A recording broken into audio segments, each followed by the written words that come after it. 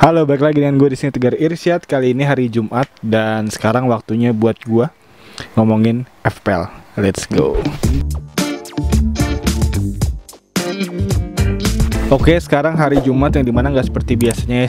Biasanya tuh hari Kamis yang dimana karena memang game week ke-18 baru selesai tadi malam ya, ditutup dengan pertandingan Arsenal melawan Crystal Palace yang diakhiri dengan skor imbang 0-0. Yang dimana di luar dugaan kapten gue Lacazette ternyata tidak mampu mendulang banyak poin ya. Padahal gue sempat senang tuh di awal-awal game week 18 karena memang banyak kapten-kapten yang tidak work ya. Di antaranya De Bruyne yang hanya 2 poin, lalu ada Son juga yang 2 poin doang. Cuman tinggal ada De Bruyne yang 6 poin dan ada Kane yang 6 poin. Jadi untuk teman-teman yang menggunakan Kane atau De Bruyne sebagai kapten, cukup outscore dan cukup pastinya di atas rata-rata untuk poin timnya. Dan untuk itu langsung aja seperti biasa gue akan membawakan untuk tim selection, tim review, serta captain picks untuk di game week ke-19 nanti. Yang dimana game week 19 ini akan diisi dengan double game week oleh beberapa tim ya. Di antaranya ada, kalau nggak salah terakhir gue hitung tuh ada 12 tim yang double game week kalau nggak salah ya. Ntar coba gue lihat lagi. Yang dimana terakhir kabarnya Leeds United tidak jadi double game week karena pertandingannya ada yang dipospon melawan Everton ya. Gue lupa untuk jadwalnya, tapi yang namanya jadwal FPL untuk di musim ini benar-benar dinamis banget. Jadi kita nggak bisa early transfer lagi harusnya ya, karena memang benar-benar di luar dugaan banyak banget pertandingan-pertandingan yang dipospon dan diganti dengan pertandingan lain. Contohnya kemarin kayak ada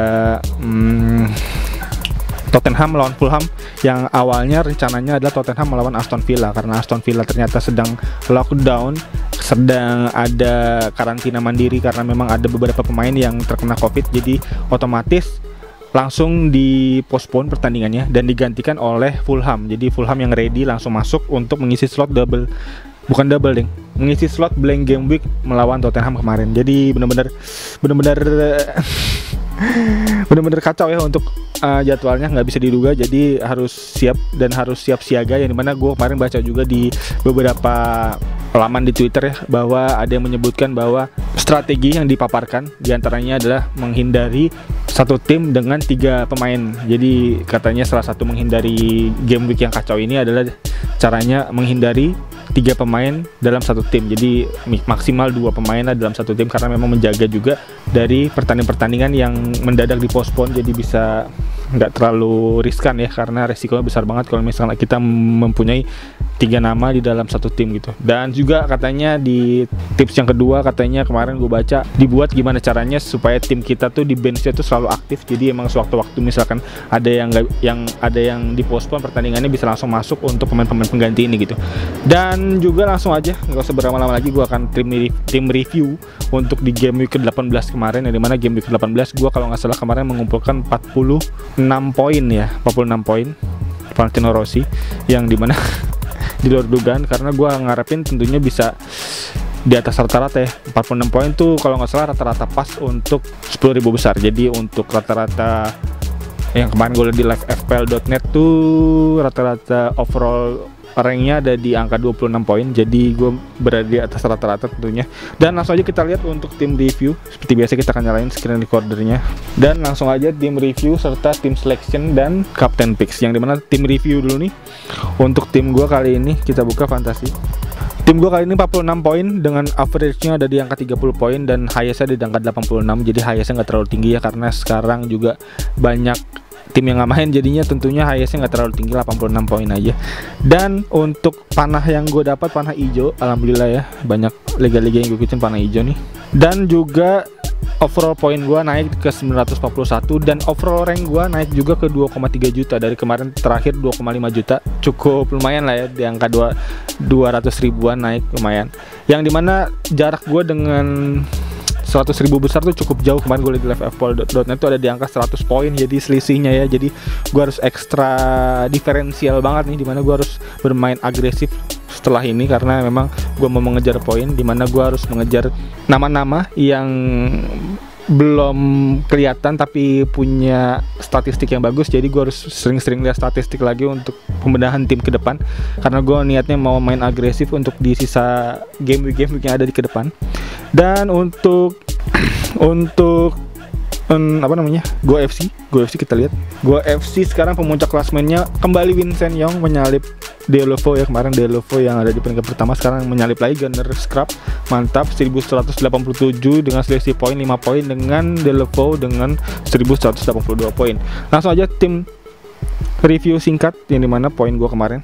Poin gue kemarin ada Sanchez dengan 3 poin, lalu Cancelo dan Stone, 2 defender City gue 6 poin, dan juga ada Holding 6 poin, yang dimana semalam 0-0, cukup oke untuk defender dari Arsenal ya, berhasil menahan imbang.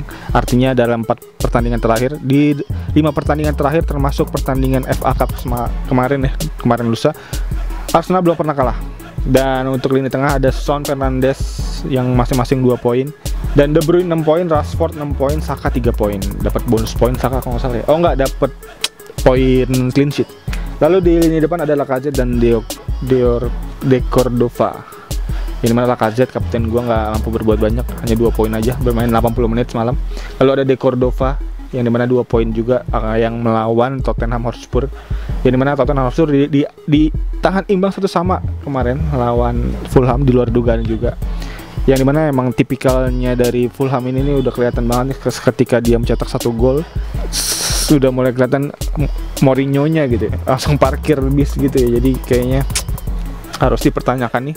Lalu untuk bench gue kosong semua karena emang gue proyeksikan untuk bench gue ini untuk bisa dapat main double game week di game week ke-19.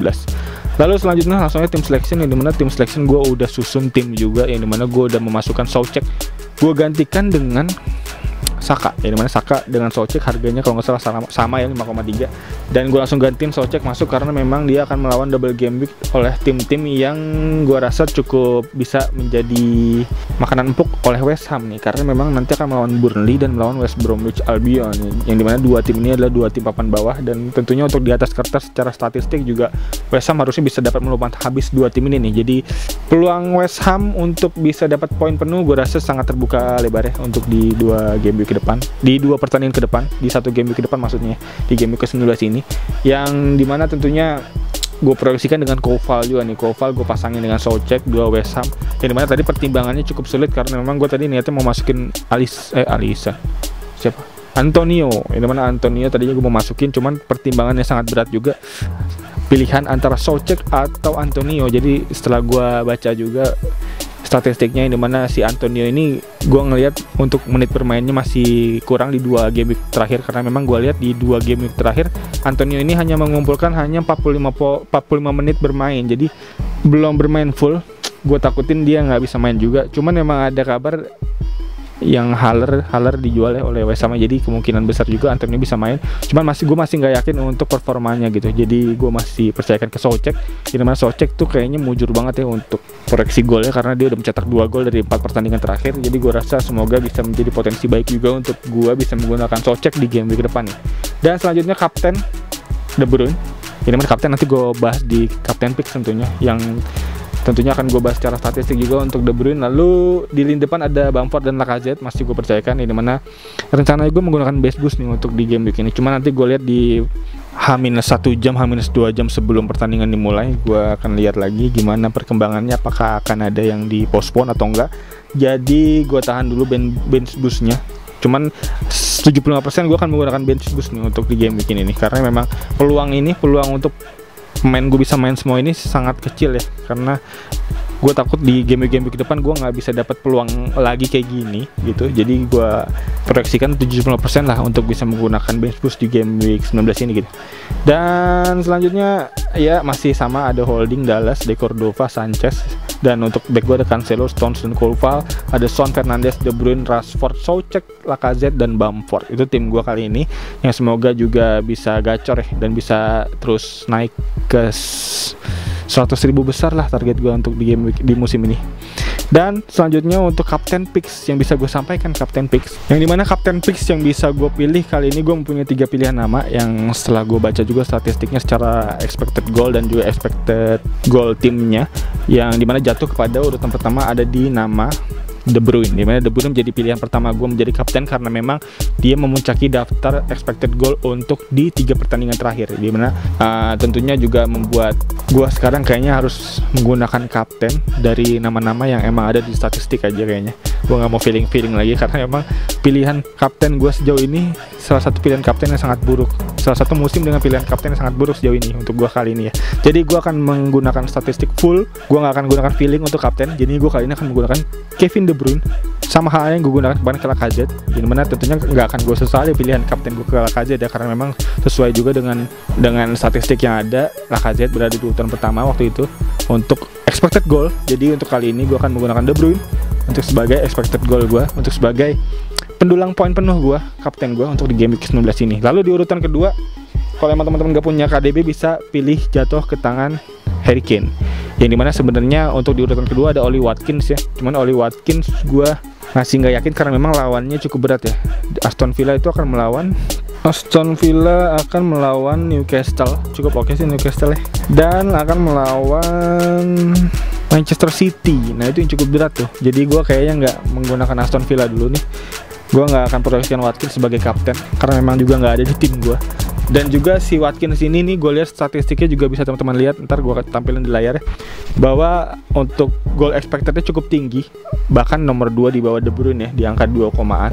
Tapi sayangnya dia untuk korelasi dengan gol aslinya tuh cukup jauh. Jadi emang benar-benar peluang golnya banyak, cuman untuk hoki finishingnya tuh kurang. Jadi itu jadi salah satu pertimbangan gue untuk tidak menaruh nama Oli Watkins sebagai kapten untuk minggu ini. Jadi selanjutnya gue kasih nama itu ke Harry Kane, karena Harry Kane akan melawan Sheffield United, dan selanjutnya ada Son juga, dimana dua nama ini seimbang ya untuk dari segi statistik goal expectednya. Jadi bisa teman-teman pilih antara dua nama itu kalau memang nggak ada De Bruyne. Dan berikut untuk kapten picks yang bisa gue berikan, 3 nama tadi. Yang pertama ada Harry Kane, ada Kane, dan ada Son. 3 nama untuk kapten picks di game week ke 19 besok. Dan kayaknya itu aja untuk video kali ini, yang semoga tentunya dapat membantu teman-teman semua ya. Semoga ya bisa menjadi insight baru juga semoga untuk teman-teman semua dalam meramu serta meracik tim di game week ke 19 nanti. Dan kayaknya itu aja untuk teman-teman yang baru nonton. Tentunya bisa langsung klik tombol like, subscribe, dan loncengnya di bawah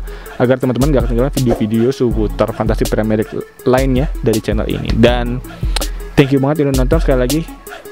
Kayaknya itu aja. As always seperti biasa, gue Edgar Irsyad.